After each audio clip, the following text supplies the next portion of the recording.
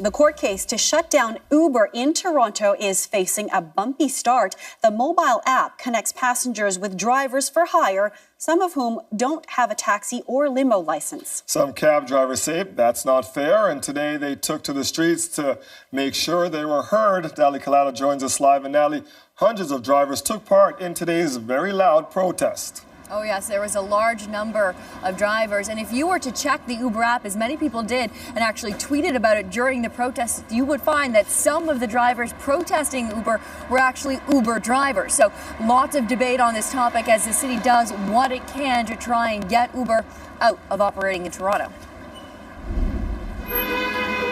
Hundreds of taxi drivers sounded their displeasure today with Uber blocking traffic and clogging the downtown core to protest the ride-sharing service. To operate the city, they don't pay a tax, they don't do anything, but we have to pay a tax for the licensing, for everything. We don't need some outside foreign company to come and make their own rules here. This is not how Canada works. Uber does not pay the same fees to operate in the city or insurance costs as traditional taxi services.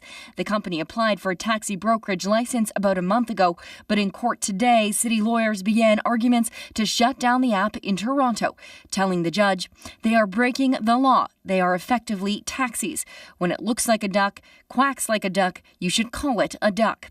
The company doesn't own a fleet of vehicles. Instead, it connects customers to drivers through an app. People are broke in the city, so they want to use the cheapest, quickest option, and sometimes Uber is just that much more available. There should be room for innovation. There should be room for choice.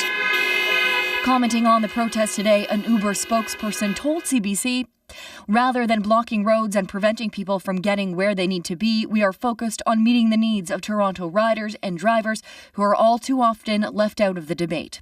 I think it's Toronto's mayor has repeatedly opposed the injunction, though John Tory says Uber shouldn't be allowed to flout the city's rules for taxis. The judge said today the rules are up to the city. With the internet evolving, you had the opportunity to address the issue and change the bylaw. Is it my job to do your job?